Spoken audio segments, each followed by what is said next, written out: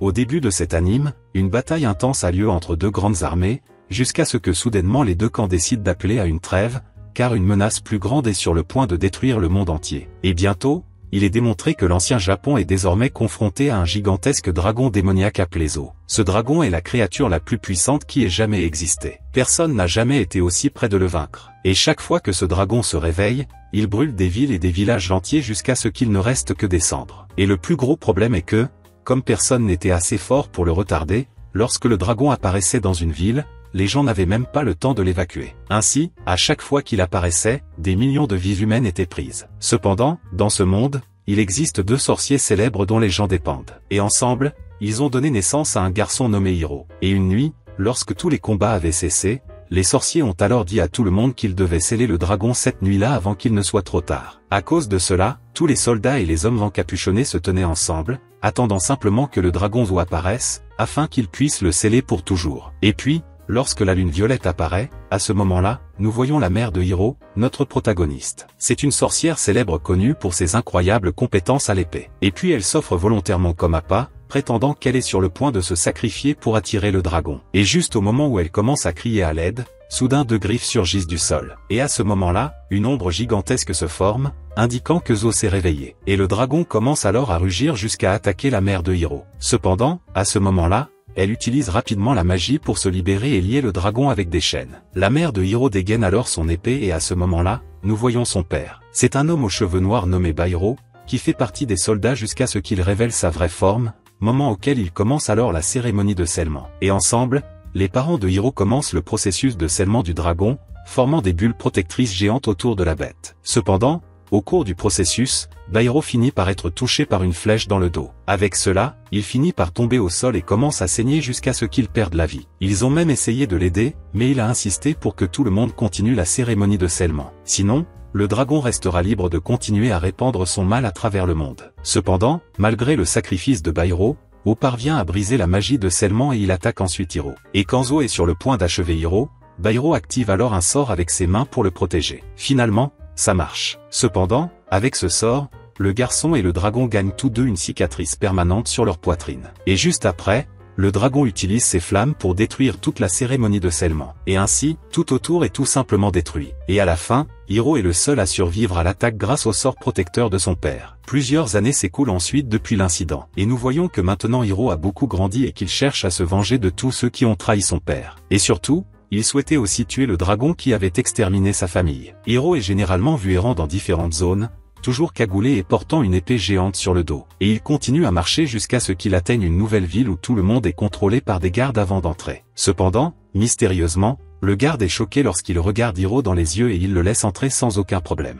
Il a probablement identifié ce garçon comme étant le fils de Bairo. Hiro commence alors à se promener dans la ville à la recherche de quelque chose qu'ils ont en commun. Et pendant qu'il fait cela, il voit différentes créatures mystérieuses et des aliments étranges qui sont en vente. Jusqu'à ce que soudain, une agitation commence dans la ville, lorsqu'une petite fille commence à annoncer l'arrivée d'un homme nommé Nambuko. Et puis, Nambuko arrive dans une calèche entourée de plusieurs soldats. Nambuko commence alors à jeter des pièces de cuivre sur les gens, tout en traitant tout le monde de paysans puants et inutiles. Et puis il ordonne à tout le monde de se prosterner devant lui. À ce moment-là, tous les villageois commencent à essayer d'obtenir les pièces et ils commencent à se battre pour elles, jusqu'à ce que l'un d'eux tombe à côté de Hiro. Cependant, l'un des voleurs de la ville, nommé Peksat, l'enlève à Hiro. Et puis, un groupe d'enfants de la ville commence à dire à Peksat de ne pas accepter cet argent de Nambuko, car il ne faisait que disperser l'argent qu'il leur avait pris. Bientôt, l'un des garçons se rend compte que Nambuko a un grand trophée magique dans sa voiture. Et ce trophée était capable d'exaucer n'importe quel souhait. S'il pouvait l'attraper, il pourrait leur donner tout l'argent et la nourriture dont ils avaient besoin. Cependant,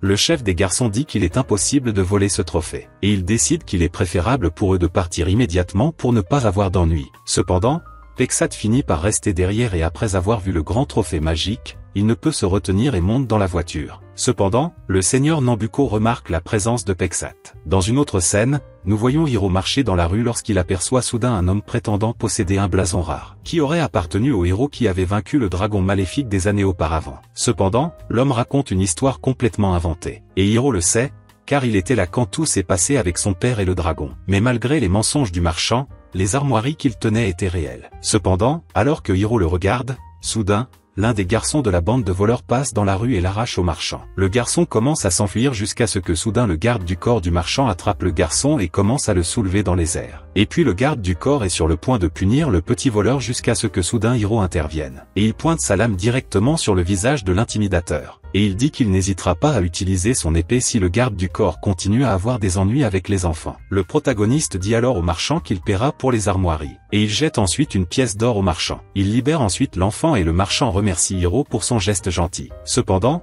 le garçon que Hiro venait de sauver lui dit qu'il avait ruiné son plan, parce qu'il essayait de distraire le garde du corps pour que ses amis puissent voler d'autres objets au marchand. Et en gros, Hiro a gâché toute la pièce. Et à cause de cela, les garçons retournent plus tard dans leur cachette secrète, là où ils commencent à parler du fait qu'Hiro était un idiot pour avoir ruiné leur plan. Cependant, malgré toute cette confusion, ils avaient réussi à obtenir le blason de Hiro. Et alors qu'ils parlaient mal du protagoniste, soudain, Hiro arrive là. Il est là pour récupérer les armoiries et dit que les garçons n'ont aucune idée de la valeur de cet objet pour lui. Hiro demande alors au garçon qui a volé le blason quel était son nom. Et le garçon lui répond alors que son nom était Tomit.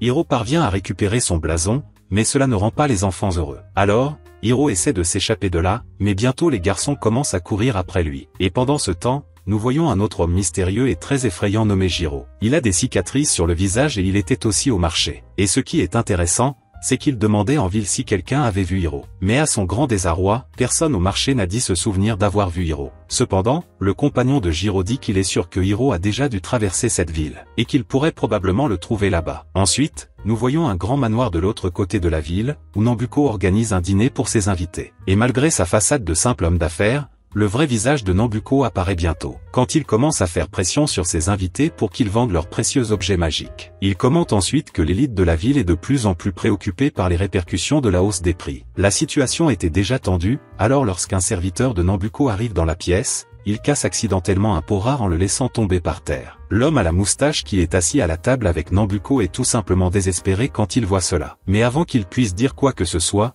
soudain, les gardes de Nambuko pointent déjà leurs lames sur lui. Avec cela, la conversation devient de plus en plus tendue. Jusqu'à ce que soudain, le serviteur de Nambuko révèle que le grand trophée magique était en fait une capsule dans laquelle une sphère magique très rare était cachée. Et immédiatement après avoir vu cet objet, l'homme moustachu commence à reconsidérer ses actions. Même s'il avait été jusqu'alors méprisé, il a commencé à envisager de former un partenariat avec Nambuko. Mais il hésite à le faire, car il craint que cela n'affecte sa réputation. Quelques instants plus tard, une petite créature ressemblant à un dragon apparaît dans la pièce et capture la sphère avec sa langue. Et juste au moment où elle est sur le point de s'enfuir, le serviteur de Nambuko entre rapidement en action. Et puis elle utilise un sort pour ouvrir le plafond, ce qui fait tomber la créature et Peksat. Ainsi, le lendemain matin, Peksat est sur le point d'être exécuté sur une place publique à cause de ses actes. Et quand il semble que tout soit perdu pour le garçon, soudain Hiro apparaît au dernier moment pour intervenir. Bientôt, les soldats de Nambuko commencent à avancer contre Hiro, mais le protagoniste parvient à les vaincre tous sans effort. Puis le serviteur magique de Nambuko s'implique dans la bataille,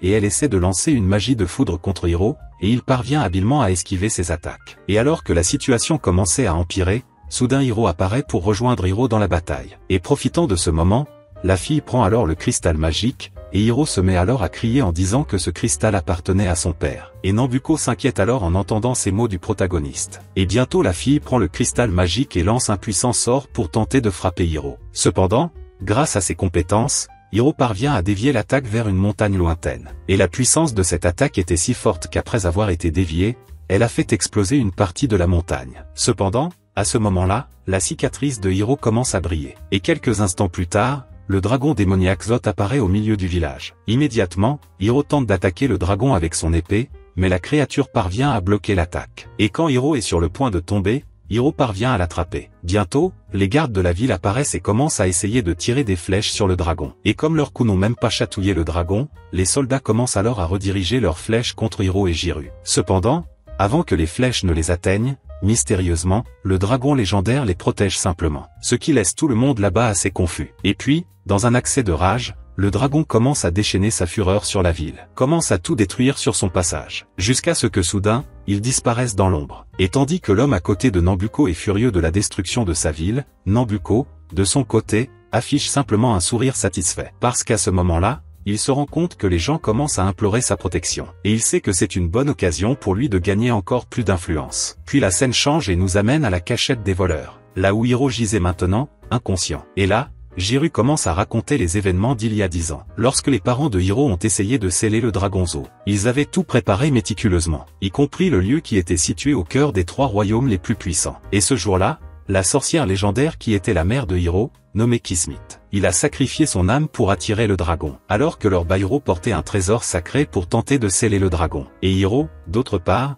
était également présent en utilisant un miroir sacré. En plus d'eux, il y avait 100 autres mages d'élite sur cette mission. Et ensemble, ils commencèrent le rituel de scellement. Cependant, à la fin, le dragon était si puissant que leurs efforts furent vains. Et comme ça, tout le monde sur le champ de bataille, à l'exception de Hiro, a fini par être exterminé. Hiro n'avait survécu que grâce à la protection qu'il avait reçue de son père et non grâce à son propre mérite. Et dès que Jiru a fini de raconter cette histoire, Hiro reprend conscience. Et immédiatement, il se met à la recherche du dragon. Cependant, Jiru essaie de le calmer. Et à ce moment-là, il est révélé que Jiru entraîne Hiro depuis plus d'une décennie afin qu'il puisse se venger du dragon. Pendant ce temps, nous voyons que Tomie sous-estime la nouvelle force de Hiro. Cependant, la détermination du protagoniste reste inébranlable. Et il demande à Tomie où se trouve Nambuko. Mais Tomie ignore simplement sa question. Et puis, le garçon décrit Nambuko comme étant un trafiquant d'armes qui a provoqué des conflits entre différents royaumes juste pour son gain personnel. Il était un expert dans la manipulation du marché et a ruiné de nombreux commerçants avec son commerce de pierres magiques. Et même après avoir entendu cela,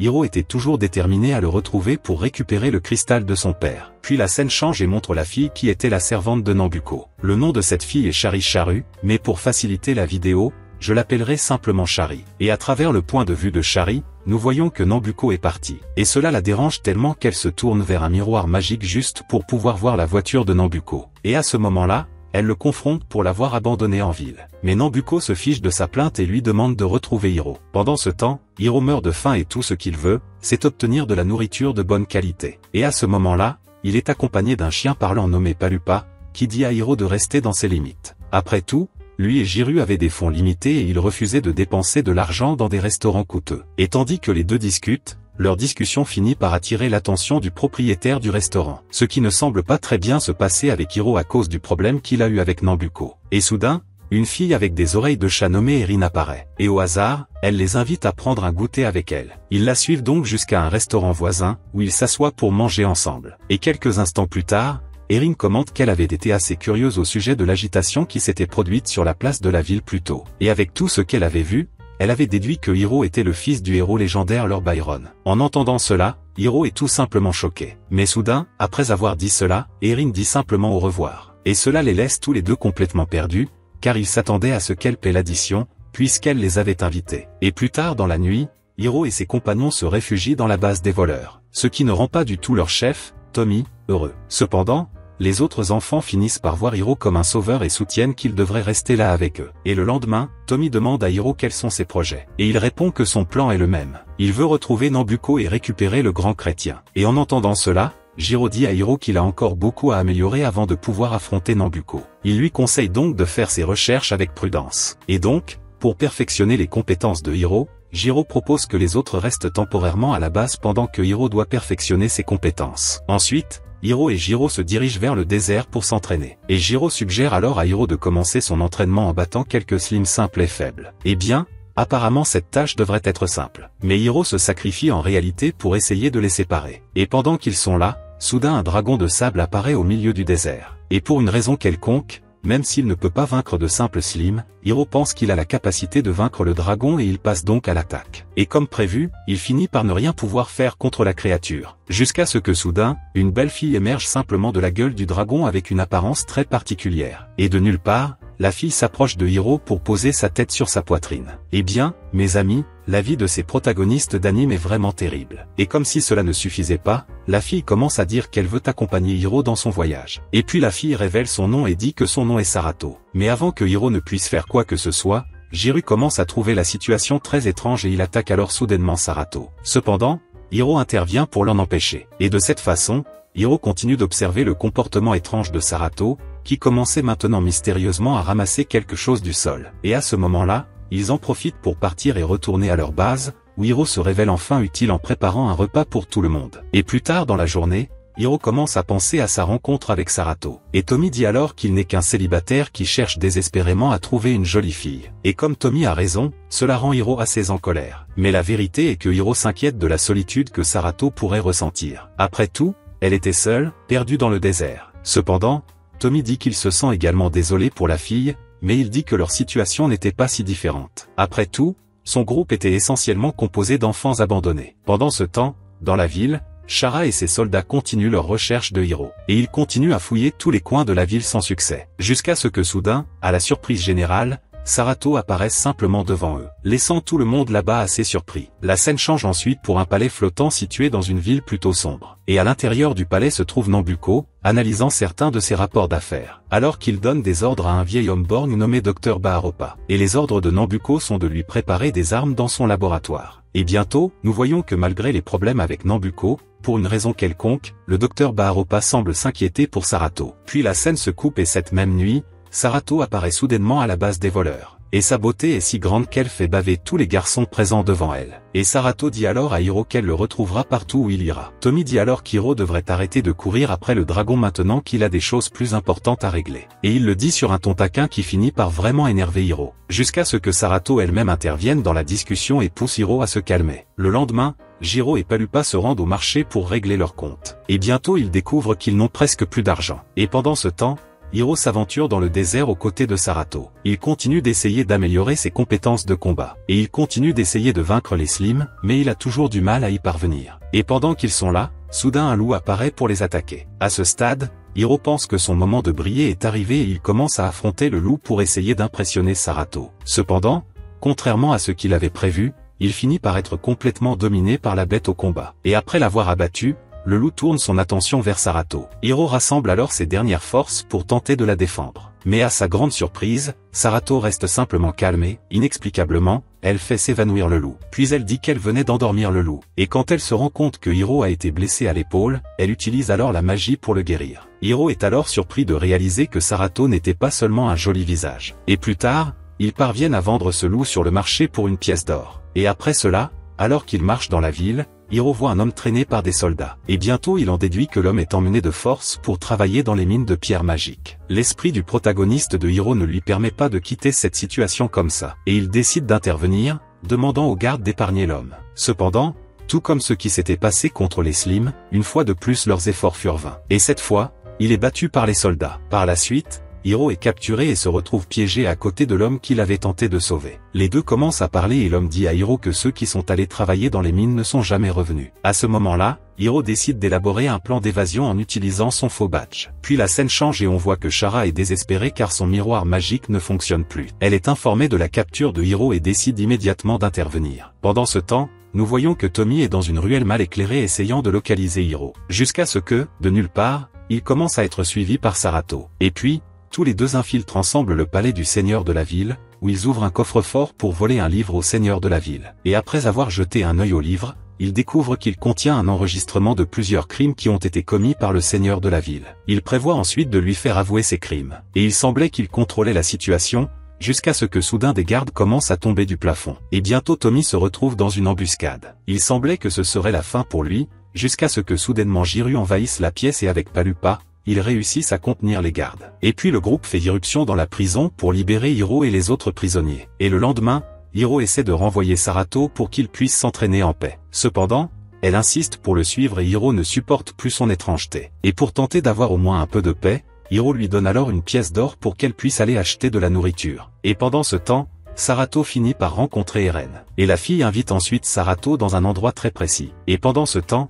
Hiro a toujours du mal à vaincre un Slim. Et maintenant qu'il n'a plus la présence de Sarato comme excuse, il commence à demander à Jiru de partir. Mais il ignore simplement les demandes du protagoniste et reste là. D'un autre côté, nous voyons que Sarato est maintenant avec Eren dans une source chaude. Et pendant que les deux parlent là-bas, Chara reste juste de l'autre côté à la regarder. Ce qui finit par attirer l'attention d'Eren. Après cela, la scène change et Tommy marche avec Palupa, jusqu'à ce qu'il trouve un dépliant annonçant une mission pour celui qui pourra vaincre un monstre. Et celui qui parviendrait à le faire recevrait 300 pièces d'or en retour. Et immédiatement après avoir vu cela, les deux courent vers les terrains d'entraînement pour rencontrer Jiru. Et quand ils arrivent là-bas, ils sont surpris de voir que Hiro et Jiru sont au milieu d'une bataille. Au milieu du duel, Jiru dit à Hiro qu'il ne sera pas assez fort pour vaincre le dragon démoniaque simplement en s'appuyant sur le pouvoir du cristal. Il prévient que s'il veut avoir une chance, il doit maîtriser plusieurs compétences. Et puis il mentionne l'échec parental de Hiro comme exemple. Cela rend Hiro furieux et il commence alors à prendre la confrontation très au sérieux. Mais même en attaquant de toutes ses forces, il ne peut pas toucher Jiru. Et à la fin de la confrontation, Hiro finit par en prendre le dessus et finit gravement blessé. Alors, Tommy et Pallupa vont voir Hiro pour voir comment il va, tandis que Jiru dit qu'elle l'emmènera aux sources chaudes pour qu'il puisse guérir. Et pendant qu'ils marchent, les gardes de Nambuko surveillent leur groupe. Lorsqu'ils arrivent sur place, Hiro expérimente les pouvoirs de guérison miraculeux des sources. À ce moment-là, Shari remarque la présence de Hiro et donne un ordre. Pendant ce temps, Jiru fait la leçon à Hiro, lui disant que son voyage comprenait bien plus qu'un simple entraînement, qu'il y avait de nombreuses tâches devant lui et qu'Hiro devait faire preuve d'une détermination inébranlable s'il voulait vaincre le dragon. Cependant, répondant au signal de Shari, les soldats réveillent une pieuvre géante, ce qui finit par provoquer un grand chaos dans toute la région. Eren part rapidement, laissant derrière lui la scène désastreuse provoquée par le monstre. Et pendant ce temps, la créature attaque tout le monde autour d'elle, même Shari elle-même. Jusqu'à ce que, dans un geste audacieux, Jiru s'avance et parvienne à vaincre le monstre pour sauver la situation. Pendant ce temps, Hiro cherche Sarato et la trouve près du lac. Ensuite, tout le monde se rassemble dans la ville, où ils découvrent que le monstre faisait partie d'un plan de Shari pour capturer Hiro. Et puis ils vendent un monstre qu'ils ont vaincu à de riches acheteurs. Avec cela, ils espéraient pouvoir acheter une bonne armure pour Hiro. Mais au final, l'armure qu'il voulait était beaucoup plus chère. Il a donc dû se contenter d'une autre armure en code de maille bon marché. Le lendemain matin, Hiro dit au revoir aux enfants et il est maintenant prêt à se lancer dans son voyage. À ce stade, Tommy surprend tout le monde en disant qu'il veut rejoindre le groupe de Hiro. Ils se lancent ensuite dans leur voyage pour récupérer le grand cristal. Et alors qu'ils marchent, ils rencontrent Erin. Et elle dit qu'elle veut rejoindre le groupe. Et pour prouver son utilité, elle leur offre une carte qui révèle où se trouve Nambuko. Ils acceptent donc qu'elle les rejoigne. Et puis ils continuent d'avancer jusqu'à ce qu'ils rencontrent un énorme oiseau qui bloque leur chemin. Et tandis que Tommy, Tieran, Sarato et Pallupa se cachent derrière un rocher, Hiro, de son côté, tente d'attaquer l'oiseau. Cependant, il se retrouve en danger. Et une fois de plus, il est sauvé par Jiro. Et Jiro, reconnaissant alors cette menace, suggère qu'il passe la nuit dans une forêt voisine pour se cacher des oiseaux. Et donc, cette nuit-là, ils se réunissent autour d'un feu de camp. Sauf Sarato, qui est sorti chercher de l'eau. Et comme Hiro n'est pas idiot, il se lance bientôt à sa poursuite. Pendant ce temps, au palais, Nambuko montre ses armes à un client potentiel. Il montre ensuite aux acheteurs une nouvelle arme qu'il a développée et qui ressemble à un canon. Tout le monde est impressionné par cette arme, alors il l'achète en donnant des cristaux à Nambuko. Puis Shari entre dans la pièce et commence à parler à Nambuko. Et au début, tout allait bien, car les deux parlaient. Jusqu'à ce que son humeur commence à se dégrader lorsqu'elle découvre l'attaque de l'oiseau sur Hiro et ses compagnons. Ensuite, Nambuko demande une fois de plus à Shari de retrouver Hiro. Et il dit que si elle échoue, il ne voudra plus rien avoir à faire avec elle. Ce qui finit par laisser la fille tout simplement désespérée. Pendant ce temps, le groupe de Hiro continue d'avancer. Et sans qu'ils s'en rendent compte, l'oiseau géant les suit d'en haut. Jusqu'à ce que soudain, Shari et ses soldats apparaissent. Et bientôt, ils ressuscitent 3 golems gigantesques pour attaquer le groupe de Hiro. Et tandis que Jiru se prépare à affronter les golems, Hiro, de son côté, avance vers Shari. Cependant, ses mouvements finissent par être assez imprudents,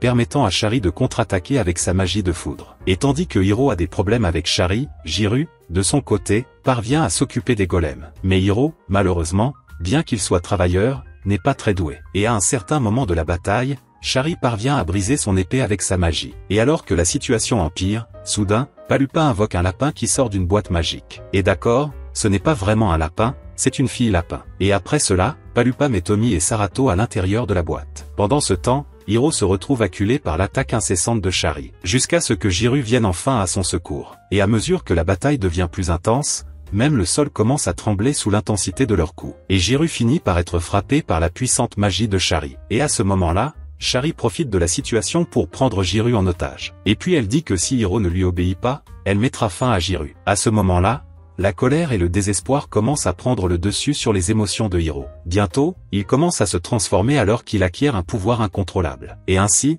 d'un seul coup, il parvient à éliminer tous les soldats de Shari, la laissant très effrayée. Cependant, au milieu de sa fureur, sa force diminue soudainement. Il sent son esprit confus et s'évanouit bientôt. Et quand il reprend conscience, il voit qu'il est seul dans le désert, tandis que Nambuko passe à proximité. Cependant, à ce stade, Hiro ne peut rien faire, car il se sent faible et sa tête est dans le brouillard. Et pendant ce temps, la même fille lapin d'avant, nommé Mumu, apparaît au hasard avec un coffre magique. Et Sarato apparaît alors et demande à aller chercher Hiro. Pendant ce temps, ailleurs, nous voyons Nambuko rencontrer une femme aux vêtements luxueux qui est censée être son acheteuse. Et il semble impatient d'inspecter les offrandes de Nambuko. Et elle semble impatiente de voir quelles armes Nambuko a à lui offrir. En arrière-plan, nous voyons un grand ORC vert qui est piégé avec 3 hommes enchaînés à proximité. Et sans même qu'ils s'en rendent compte, le docteur prépare une invention quand, soudain, une lumière rouge enveloppe à la fois l'ORC et les hommes. Et de cette façon, tous les individus se rassemblent pour former un monstre terrifiant. En voyant cela, l'acheteur semble satisfait du résultat. Et à proximité, derrière un rocher, Hiro observe tout ce qui est caché, jusqu'à ce qu'il décide de se présenter pour affronter Nambuko en duel. Et même sans son épée, Hiro est allé au combat avec un grand courage. Cependant, il ne fallut pas longtemps avant qu'il ne commence à être surpuissant au combat. Et à la fin, même s'il en sort perdant, il a toujours le courage d'exiger que Nambuko lui remette le gros cristal, en disant que le cristal lui appartenait de droit. Mais Nambuko ne prête même pas attention aux paroles de Hiro et ordonne simplement à ses soldats de capturer le protagoniste. Après cela, la scène revient à Jiro, et il pense à la compétence d'Hiro qu'il a vue, jusqu'à ce que soudain, Erin apparaisse là par surprise. Et pendant qu'Erin parle à elle-même, le groupe décide de poursuivre Hiro. Ensuite, la scène revient à Nambuko, qui retourne à son camp. Et dès qu'il arrive sur les lieux, Shari court à sa rencontre, et elle s'excuse de ne pas avoir pu capturer Hiro. Mais depuis que Nambuko avait vaincu Hiro, il était maintenant de bonne humeur. Il ne s'est donc pas fâché contre Shari et lui a même donné un sac rempli de pièces. Ému par cela, Shari serre Nambuko dans ses bras en signe de gratitude. Et puis,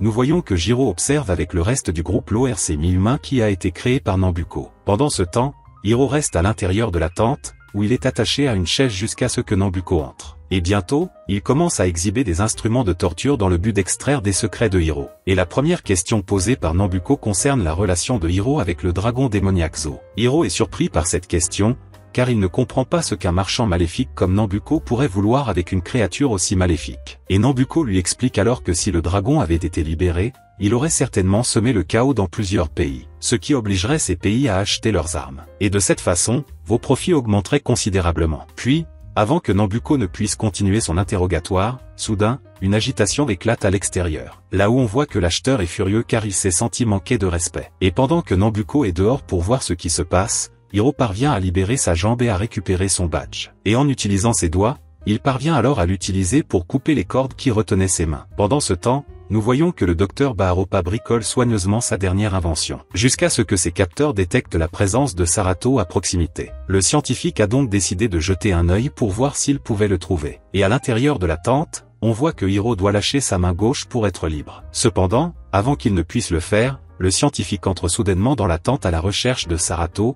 portant son appareil. Et bientôt le scientifique comprend que pour une raison quelconque, l'odeur de Hiro ressemblait à celle de Sarato. Hiro recommence alors à faire semblant d'être piégé, tandis que le scientifique lui demande où se trouve Sarato. Et à l'extérieur de la tente, Shari et ses soldats célèbrent l'argent qu'ils ont reçu de Nambuko. Puis la scène revient à la tente et on voit que Hiro parvient à se libérer. Et quand il est prêt à affronter le scientifique, mystérieusement, le scientifique lui demande simplement de prendre soin de Sarato. Et Hiro répond alors qu'il aimerait pouvoir faire ça, mais il ne savait pas comment il pourrait s'échapper de Nambuko. À ce moment-là, le scientifique offre à Hiro un liquide mystérieux, disant qu'il pourrait y avoir de l'espoir pour Hiro s'il boit ce liquide. Et au début, Hiro trouve cette conversation très étrange, mais comme il n'avait pas de meilleur choix, il décide simplement de boire le liquide à la fin. Puis Hiro se retrouve en train de tomber du ciel juste devant ses amis. Et pendant ce temps, le professeur reste à l'intérieur de la tente, assis sur la chaise où Hiro devrait être. Et quand Nambuko revient vérifier la situation de Hiro, il est furieux de voir que le professeur était à sa place. Il menace même de tuer le professeur sur le champ, mais il sait à quel point ce scientifique est important pour ses expériences. Donc, au final, Nambuko n'en fait rien. Le scientifique reste alors indifférent, car sa détermination est de protéger Hiro et Sarato. Nambuko est intrigué d'entendre cela, et il demande alors au scientifique si Hiro connaissait la véritable identité de Sarato. Mais à la fin, il dit que cela n'a pas d'importance, car il a l'intention de se débarrasser de Sarato le plus rapidement possible. Et maintenant, ces mots inquiètent le scientifique. La scène se déplace ensuite vers une mine, où l'on voit Erin dire que de vastes opérations minières s'y déroulent, dont le but est de trouver des pierres magiques. Et soudain, Sarato s'approche de Hiro et commence à sentir le scientifique sur lui. Pendant ce temps, Jiro tente de comprendre les observations énigmatiques des scientifiques sur le cœur de Hiro, car il croit désormais encore plus qu'il doit y avoir un lien entre Hiro et le dragon Zo. Jiro commence alors à croire que lorsque le père de Hiro a lancé le sort pour le protéger, d'une manière ou d'une autre, le cœur du dragon et le cœur de Hiro se sont connectés. Et la preuve de cette connexion serait la cicatrice qu'ils avaient tous les deux sur la poitrine. Et à ce moment-là, il commence à croire que le sort protecteur de Bairo avait en fait également servi à aider Hiro à débloquer certaines capacités cachées. Les capacités du dragon démoniaque avaient probablement été transmises à Hiro. Et cela expliquerait pourquoi Hiro a éveillé un pouvoir aussi intense lorsqu'il est devenu nerveux. Hiro écoute attentivement toutes les paroles de Jiro et bientôt il commence à se demander ce qui arriverait au dragon s'il perdait la vie. Et curieux à ce sujet, il sort alors de la grotte et Jiro et Palupa poursuivent Hiro. Erin tente même de les accompagner, mais elle est bientôt arrêtée par Tommy, qui dit que l'affaire était trop délicate pour qu'elle s'en mêle. La scène revient ensuite au palais, où l'on voit que Char s'amuse avec un monstre qu'il avait reçu de Nambuko. Et dans ce monstre bizarre, il y avait plusieurs types d'yeux volants et bientôt elle les libère pour qu'il se dirige vers Hiro pour suivre ses mouvements. Ensuite, nous voyons que le groupe de Hiro est à nouveau réuni et ensemble, ils arrivent dans un village complètement détruit. Et après avoir jeté un œil à l'endroit, Jiro est complètement choqué, comme s'il se souvenait de quelque chose. Le groupe commence à explorer le village et, ce faisant, Jiro tombe sur une vision obsédante de son passé. Il se souvient des difficultés auxquelles ses parents ont été confrontés durant son enfance. C'est parce que si sa mère était un humain ordinaire, son père, lui, était une créature monstrueuse. Et à cause de cela,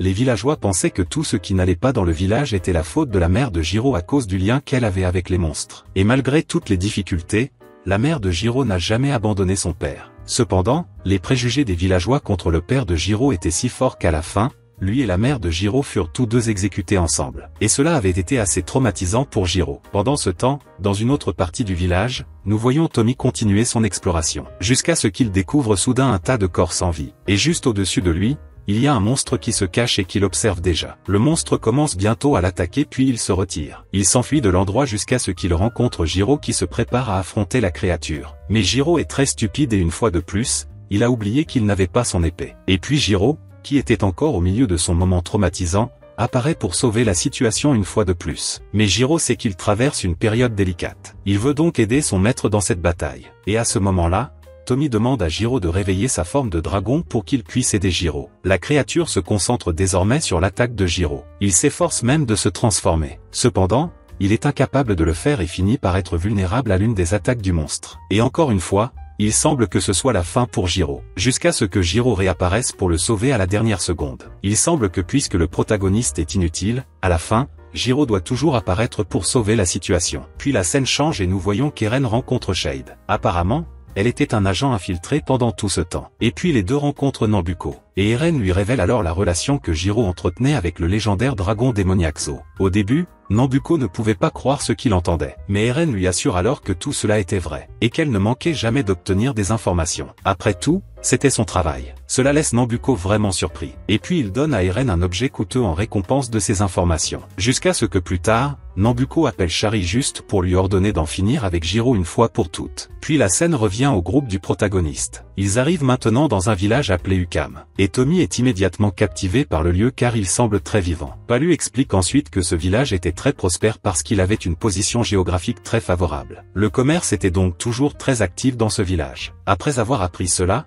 Jiro décide que ce pourrait être un bon village pour lui pour acheter une nouvelle épée. Mais avant de faire cela, Jiro dit qu'il doit d'abord vendre l'alligator qu'ils ont capturé, pour qu'il puisse gagner de l'argent. Et ainsi Hiro obtient enfin une nouvelle épée. Et plus tard, à la tombée de la nuit, Tommy demande à ses amis quels sont leurs projets pour le lendemain. Et Jiro dit qu'il pense qu'il est temps pour eux de s'arrêter et de se reposer un peu. Et puis pendant que Jiro étudie la carte de la région, Hiro s'approche de lui pour entamer une conversation. Il veut comprendre pourquoi Jiro a agi de manière si étrange dans le village précédent. Cependant, Jiro ne dit pas la vérité à Hiro sur ses pensées. Et il rassure simplement son apprenti en lui disant qu'il faisait son devoir en le protégeant. Mais Hiro sait qu'il y a quelque chose de plus derrière les pensées de Jiro. Et plus tard, ce paisible village commence soudainement à être attaqué après l'apparition d'une ombre monstrueuse. Et tandis que l'ombre se propage à travers le village, elle commence à détruire les maisons et tout ce qui les entoure. Et voyant cette situation désastreuse, Hiro décide d'agir. Il prend sa nouvelle épée pour affronter la créature. Mais bientôt Jiro se tient devant lui et dit qu'avant d'attaquer,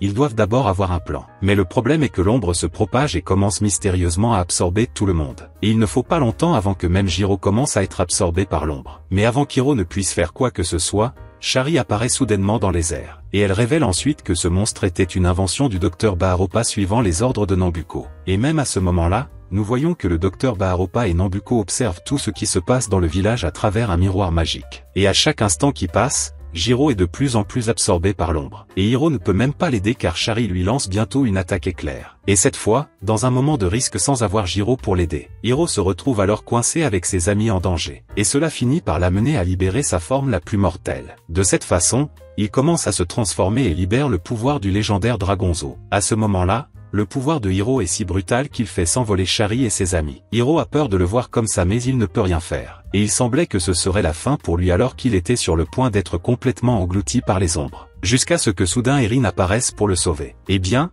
il semble qu'Erin fasse simplement ce qui l'intéresse à la fin. Quoi qu'il en soit, la situation devient bientôt si mauvaise que Shari décide de quitter les lieux. Alors que nous voyons le véritable dragon démoniaque se matérialiser devant lui. Ce serait la fin pour tout le monde. Cependant, au milieu de sa rage, Hiro tente de contrôler la matérialisation du dragon, mais il n'a pas encore 100% de contrôle sur lui-même. Et à cause de cela, il finit par frapper Jiro avec son épée. Et pour une raison mystérieuse, ce coup semble également toucher Sarato. En fait, tout le monde là-bas a commencé à penser qu'ils allaient mourir. Mais soudain, Hiro commence à reprendre ses esprits, ce qui fait que les pouvoirs du dragon commencent lentement à disparaître. Et dès qu'il reprend conscience, Hiro est choqué de voir que Jiro est allongé sur le sol. Il commence à se sentir vraiment mal à ce sujet et bientôt Sarato lui offrira un certain soutien. De l'autre côté, Nambuko continue d'observer tout ce qui se passe. Et il arrive alors à la conclusion que s'il veut posséder les pouvoirs du Dragonzo, il devra d'abord soumettre Hiro pour voler les pouvoirs de dragon du protagoniste. Après cela, le groupe retourne à la cabane où ils passeront la nuit. Et Hiro ne peut rien faire d'autre que regarder Jiro qui reste inconscient. Pendant ce temps, dans la cuisine, Pallupa exprime son mécontentement quant au goût de la nourriture qu'il a préparée. Et soudain, Jiro se réveille, apportant un grand soulagement à Hiro. Et à ce moment-là, Hiro se sent coupable d'avoir attaqué Jiro même inconsciemment. Cependant, Jiro et Pallupa le rassurent tous les deux en disant qu'ils ne savaient pas ce qu'ils faisaient. Et l'inquiétude de Hiro ne fait qu'augmenter lorsque Sarato explique les dangers de devoir soigner les blessures de Jiro. Parce que les coups portés par le pouvoir du dragon étaient beaucoup plus difficiles à guérir. De plus, Sarato dit que si Hiro ne fait pas attention, à un moment donné, le dragon pourra prendre complètement le contrôle de lui. Hiro est tout simplement terrifié lorsqu'il entend cela. Et Jiro suggère alors qu'il recherche les conseils de Maître Tel, croyant qu'il pourrait avoir une idée de la façon de contrôler cette situation. Cependant, juste après avoir dit cela, il perd à nouveau connaissance. Et pendant ce temps, en bas, Pallupa et Mumu se disputent sur le prix des médicaments qu'ils devraient acheter pour prendre soin de Jiro. Tomichi suggère alors qu'il retourne aux sources chaudes. Mais Pallupa dit que cela pourrait ne pas suffire à sauver la vie de Jiro. Et puis, à la surprise générale,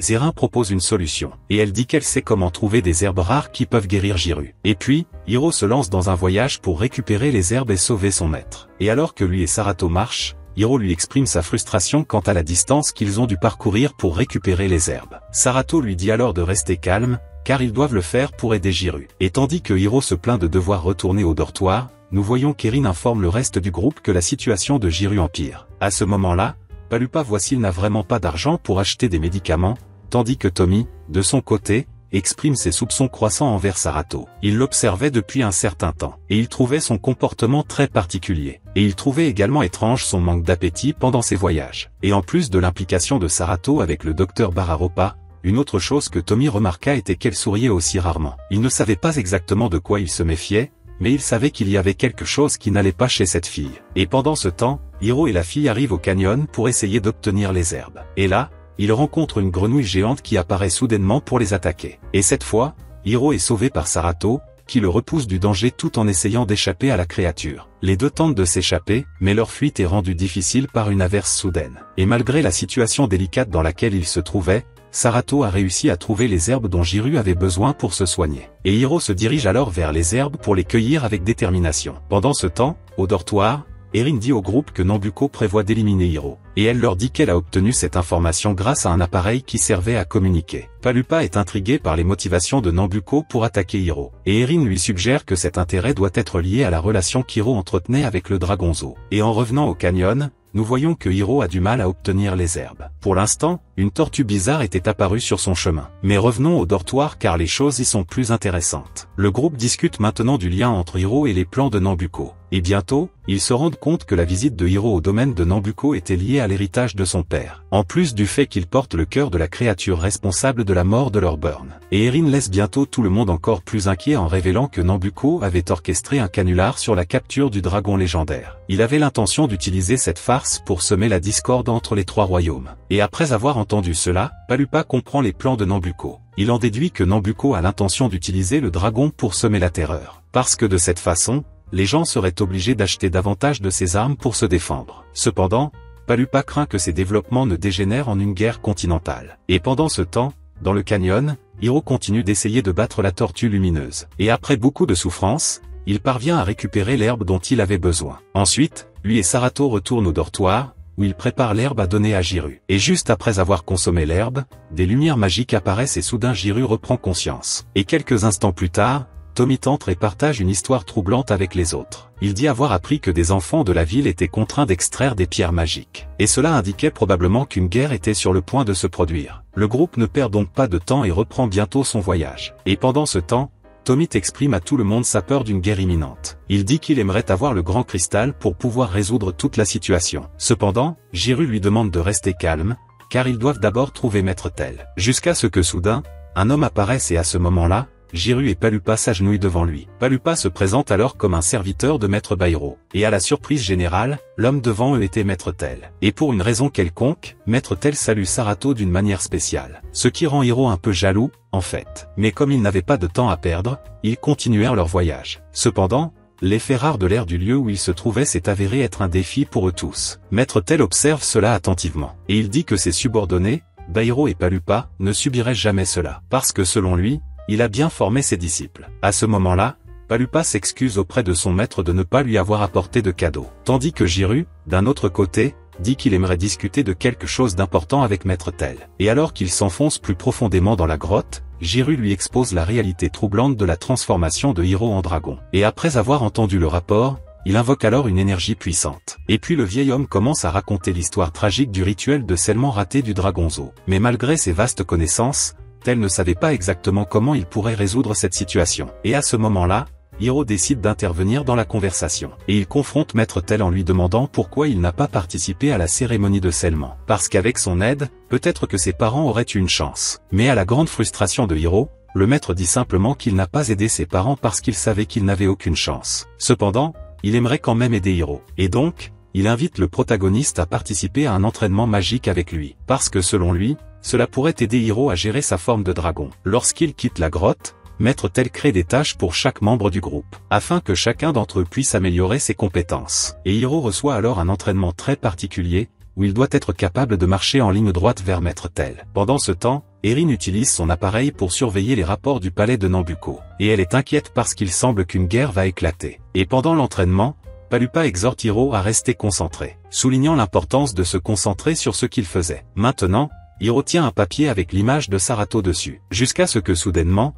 Tel demande à Hiro de se débarrasser de cette image de Sarato. Mais Hiro dit qu'il ne veut pas faire ça, car il est très attaché à Sarato. Tel commence alors à observer attentivement les interactions de Sarato et Hiro. Et pendant ce temps, on voit que Jiru, de son côté, lors de son entraînement, a réussi à capturer sa proie, montrant que contrairement à Hiro, il n'était pas complètement inutile. Cependant, Maître Tel n'a pas encore abandonné Hiro, et il veut juste que Hiro lance cette pierre dans n'importe quelle direction. Et dès que Hiro fait ce qu'on lui demande, Maître Tel remarque alors qu'au moment où la pierre a été lancée, une faible lumière en a été émise. Maître Tel s'intéresse à cela après avoir réalisé cela. Mais maintenant, Hiro est fatigué de ses tâches stupides, alors il demande à Maître Tel de le combattre. Et à la surprise de Hiro, Maître Tel répond qu'il profitera de ce duel pour lui apprendre quelques trucs sur l'épée. Puis la scène change au palais, où l'on voit que Shari est assez secouée. Elle est assise sur le sol, appuyée contre son monstre de compagnie, où ses serviteurs essaient de lui remonter le moral, mais elle n'arrive pas à être heureuse. Mais elle ne sait pas non plus quelle est l'origine de sa tristesse. À ce moment-là,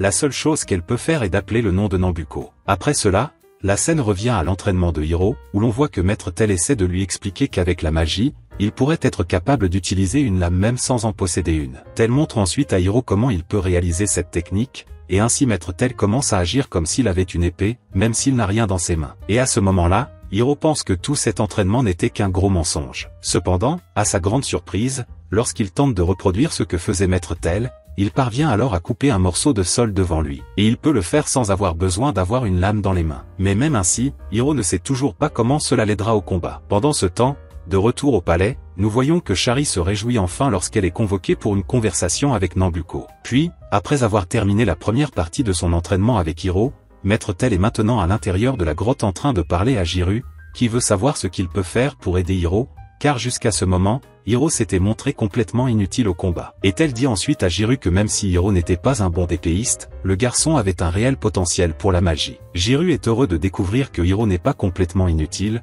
mais il pense toujours qu'il est important pour Hiro de continuer à s'entraîner à l'escrime. Et à ce moment-là, Maître Tel est d'accord avec Jiru, et il dit que tous les deux peuvent compléter la formation de Hiro. Alors que Jiru entraîne Hiro à l'escrime et à la physicalité, Maître Tel, quant à lui, l'entraînera afin qu'il puisse atteindre son véritable potentiel dans l'utilisation de la magie. Et de retour au palais, nous voyons que Nambuko n'a invoqué Shari que parce qu'il avait une nouvelle mission pour elle. Et cela finit par éveiller les soupçons d'un des soldats à proximité. Après cela, nous revenons à l'entraînement de Hiro, où Maître Tel lui demande d'essayer de le frapper avec son épée magique. Et Tel dit à Hiro que s'il peut faire ça, il aura terminé sa formation avec lui. Hiro lance alors une attaque magique sur Tel, et Tel fait semblant d'être touché par cette attaque. Cependant, en réalité, au dernier moment, il avait créé une barrière magique pour empêcher l'attaque de le toucher. Mais même ainsi, il considère que la formation de Hiro est terminée et permet à Hiro de continuer son voyage avec son groupe. Le groupe retourne dans le désert pour continuer son voyage, et alors qu'ils marchent, ils sont à nouveau attaqués par un oiseau géant. Cependant, comme toujours, Jiru prit soin de repousser l'oiseau. Cependant, Eren finit par tomber, et à ce moment-là, l'appareil qu'elle utilisait pour communiquer avec Nambuko tombe également. Et puis, tout le monde découvre qu'elle était une espionne infiltrée dans le groupe. Et Eren n'essaie même pas de s'excuser auprès d'eux, au contraire, elle dit que son travail consiste à collecter des informations en échange d'argent. Face à cette trahison, Jiru était prêt à exterminer Eren, cependant, Hiro a dit que cela ne valait pas la peine de le faire. Alors, il l'abandonne au milieu du désert, tandis qu'ils continuent leur voyage. Et alors qu'ils marchent, Eren dit mystérieusement qu'il y aura de graves conséquences pour leurs actes. Pendant ce temps, dans le palais, nous voyons que malgré l'inquiétude de ses gardes, Char est déterminée à accomplir la mission qu'elle a reçue de Nambuko. Et à cause de cela, elle entre dans une machine à côté de son animal de compagnie. Et selon toutes les indications, elle sera désormais le nouveau cobaye du docteur Baharupa. Pendant ce temps, Hiro et ses amis traversent le désert et sont épuisés par la chaleur. Cependant, Jiru leur rappelle qu'ils devront supporter cela pendant 3 nuits. Et quelque temps plus tard, leur situation s'aggrave encore, car ils finissent par manquer d'eau. Et quelque temps plus tard, Palupa se glisse dans un trou du désert, où il est surpris par un monstre gigantesque qui est sur le point de le dévorer. Et alors que personne dans le groupe ne semble savoir quoi faire pour le sauver, par hasard, Eren rejoint le groupe et elle aide alors Palupa à grimper pour échapper au monstre. Mais ce n'est pas la fin des adversités. Et quelque temps plus tard, le groupe est surpris par une tempête de sable, qui finit par les séparer. Palupa finit par rester aux côtés d'Eren, qui dit à Eren qu'il n'a réussi qu'à le retrouver et qu'ils avaient perdu le contact avec les autres. Et comme ils ne savent pas quoi faire à ce moment-là, Eren suggère qu'ils marchent jusqu'à une oasis, car elle pense que les autres se retrouveront là-bas pour chercher de l'eau. Les deux commencent alors à marcher et au fil des heures, la chaleur devient de plus en plus forte jusqu'à ce que Palupa finisse par s'évanouir. Pendant ce temps, lorsque la nuit tombe, nous voyons que Hiro et Saruto sont tous les deux ensemble. Et Hiro tremble de froid tandis que Saruto a l'air inquiet. Et le lendemain, on voit que Hiro continue à se sentir malade, cette fois à cause de la soif. Saruto décide alors d'agir pour tenter d'aider le protagoniste. Et pendant ce temps, nous voyons que Palupa et Eren se sont également réveillés. Et Palupa semble être envieux d'un insecte qui a une goutte d'eau. Et alors qu'ils marchent tous les deux dans le désert, ils finissent par rencontrer Tommy et Jiru. Et Tommy s'est également évanoui à cause de la chaleur et du manque d'eau. Désormais ensemble, les quatre continuent leur recherche de l'oasis. D'un autre côté, on voit que Saruto a réussi à récupérer un peu d'eau de son corps. Et puis elle offre cette eau à Hiro comme si c'était une chose normale. Et sans qu'ils s'en rendent compte, ils sont observés d'en haut par le monstre oiseau. D'autre part, nous voyons que le reste du groupe a réussi à atteindre l'oasis. Et Tommy se réveille enfin après avoir bu de l'eau. Pendant ce temps, Saruto porte pratiquement Hiro jusqu'à l'oasis. Mais en chemin, les deux sont surpris par Shari. Et à ce moment-là, nous avons découvert que la fille avait fusionné avec son animal de compagnie. Ok, je crois que j'ai vu ça dans d'autres animes. Cependant, elle est beaucoup plus forte qu'avant. Et bientôt, Shari renverse Saruto d'un seul coup. Et puis elle capture Hiro selon les ordres de Nambuko. Après cela, la scène change et nous voyons que le plan de Nambuko avance. La rumeur qu'il avait répandue sur le retour du dragon démoniaque fonctionnait. Et à cause de cela, les 3 royaumes avaient déjà rassemblé leurs armées et étaient prêts à la guerre. Pendant ce temps, Hiro est emmené par Shari pour rencontrer Nambuko, où Nambuko lui dit qu'il avait l'intention de faire revivre le dragon afin qu'il cause beaucoup de destruction et que les gens soient obligés d'acheter ses armes. Et à ce moment-là, Nambuko révèle des informations qui laissent Hiro simplement sous le choc. Il dit au protagoniste qu'il était responsable de toute l'attaque du dragon 10 ans plus tôt, juste au moment où les parents de Hiro se sont sacrifiés pour essayer de l'arrêter. Et Nambuko s'en était tiré, réussissant à cacher toute son implication. Savoir que le véritable coupable de la mort de ses parents était juste devant lui rend Hiro furieux. Il dégaine alors son épée et charge en avant. Cependant, Nambuko parvient à bloquer son coup avec facilité. Nambuko pointe alors sa lame vers la gorge de Hiro. Et à ce moment-là, pour rendre Hiro encore plus furieux, Nambuko révèle alors que c'est lui qui avait tiré la flèche qui avait touché le quartier lors de l'incident. Précisément la flèche qui avait coûté la vie à son père. Après avoir entendu cela, Hiro essaie de contre-attaquer Nambuko. Cependant, il n'a pas assez de force pour contre-attaquer. Et pendant ce temps, nous voyons que le groupe de Hiro se dirige à travers le désert à la recherche de tout signe de lui et de Sarato. Et grâce à l'appareil des rennes, ils parviennent alors à localiser la voix de Sarato. Et donc ils courent pour essayer de retrouver la fille. Cependant, lorsqu'ils arrivent sur place, il voit que Sarato est devant la tombe d'un dragon essayant de le réveiller. Tout le monde a peur quand il voit cela et pour empirer les choses, soudainement le dragon se réveille. Et puis Sarato est dévoré par lui. Jiro ne supporte pas de voir Sarato se faire dévorer sous ses yeux et il passe donc à l'attaque. Mais à la surprise générale, lorsque le dragon ouvre sa bouche, il voit que Sarato est assis calmement à l'intérieur de sa bouche. Jiro est choqué de voir ça. Cependant, Pallupa se souvient bientôt qu'ils avaient trouvé Sarato avec un dragon dans le désert. Et puis, tout le groupe monte sur le dragon pour se rendre au palais de Nambuko pour sauver Hiro. Pendant ce temps, à l'intérieur du palais, Nambuko s'assure que tout est prêt pour son grand plan. Il prévoit d'utiliser le trésor sacré pour fusionner avec son appareil. Et il croit qu'avec cela, il aura le contrôle sur le monde entier. Mais il sait que pour y parvenir, il devra sacrifier toute la puissance magique du royaume. Et c'est quelque chose qu'il n'hésite pas à faire pour avoir tout le pouvoir pour lui-même. Et pendant ce temps, le groupe de Sarato s'approche du palais avec le dragon, jusqu'à ce que soudain le dragon soit touché et qu'il soit alors obligé de faire un atterrissage d'urgence. Le pauvre dragon finit par tomber inconscient au sol, et le groupe commence alors à se demander comment ils ont pu entrer dans le palais. Et à ce moment-là, mystérieusement, le docteur Barupa apparaît à côté d'eux, et il révèle alors la vraie nature de Sarato. Et il explique qu'elle était en fait une poupée magique qui avait été créée par eux sur ordre de Nambuko. Et le lien entre Hiro et Sarato existait parce que dans le noyau de la fille, le scientifique avait placé un peu du sang du dragonzo. Et à cause de cela, il partageait ce lien. Pallupa est très surpris après avoir entendu cela. Mais bientôt le scientifique dit que Sarato a été rejeté par Nambuko parce qu'il n'avait pas une apparence monstrueuse. Cependant, alors qu'elle était censée être éliminée, elle a simplement réussi à avoir sa propre volonté et à geler tout l'endroit où elle était censée être brûlée. Et c'est à ce moment-là que le scientifique réalisa que Sarato était devenu un être indépendant avec ses propres désirs. Et c'est pourquoi il lui a permis de vivre à la fin. Quoi qu'il en soit, après cela, le groupe envahit le palais pour affronter Nambuko. Et bientôt ils sont surpris de voir que Nambuko a Hiro comme otage. Et Nambuko dit qu'il est temps de commencer son plan. Et dès que l'éclipse commence, soudainement, le royaume de Nambuko commence à être enveloppé par une coquille. Et à ce moment-là, à la surprise même de Shari, Nambuko informe tout le monde dans le royaume qu'il a l'intention de sacrifier tout le monde. Car de cette façon, il pourra créer un démon encore plus puissant que le dragonzo. Cela laisse tout le monde autour du palais désespéré et il cherche alors un moyen de s'échapper. Mais maintenant tout est fermé et il semble qu'il soit trop tard pour tout le monde. Après avoir découvert cela, Shari se sent trahi par Nambuko. Ensuite, nous voyons que Nambuko a également capturé Sarato, car pour mener à bien son plan, en plus de Hiro, il avait également besoin d'elle. Ils étaient ensemble au sommet du palais jusqu'à ce qu'Hiro, fatigué de voir ses amis souffrir à cause de lui, devienne bientôt enragé et commence à perdre à nouveau le contrôle de son pouvoir. Et à ce moment-là, Nambuko active le contrôle qu'il avait sur Sarato, ce qui fait mystérieusement changer la couleur des vêtements de la fille. Et de cette façon, il force Sarato à commencer une bataille contre Hiro. Pendant ce temps, nous voyons que le reste du groupe compte littéralement les pièces car ils ont besoin de l'aide d'Imumu pour rejoindre Hiro. Et comme toujours, en échange de son aide,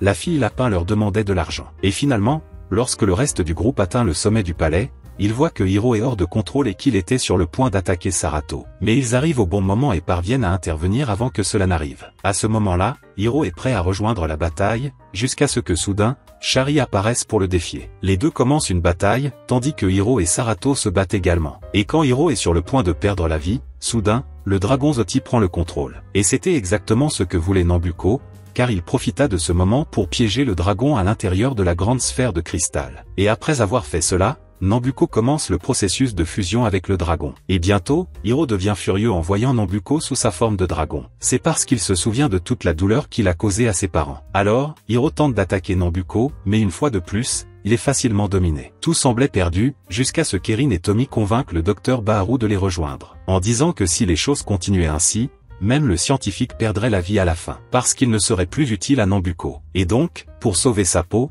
le scientifique leur demande d'arrêter le réacteur avant que la fusion ne soit terminée. Ils font cela et, avec leur intervention, l'équilibre des pouvoirs est soudainement rompu. Et c'est la seule partie du plan de Nambucco qui semble mal tourner. Mais maintenant, il avait déjà absorbé une grande partie de la puissance du dragon. Et à ce moment-là, pour tout mettre fin une fois pour toutes, Nambucco lance un coup mortel contre Hiro. Il semblait qu'il n'y avait plus rien à faire pour Hiro, jusqu'à ce que soudain Sarato reprenne conscience et se sacrifie pour sauver Hiro. Et après avoir vu cela, Hiro réveille alors son véritable pouvoir magique. Et puis, suivant l'entraînement qu'il avait reçu de Maître Tel, il invoque une épée de pure magie. Et en utilisant cette épée, il parvient enfin à être utile et à vaincre Nambucco. Cependant, ce n'est pas encore la fin, car après la défaite de Nambucco, soudainement, le dragon démoniaque lui-même se matérialise là-bas. Mais maintenant, Hiro a confiance en ses capacités, et il se met alors à attaquer le dragon et à le détruire une fois pour toutes, mettant ainsi fin au lien qu'il avait toujours eu avec cette créature maudite. Et après avoir vaincu le dragon, Hiro se rend à Sarato et voit son corps sans vie. Et à ce moment-là,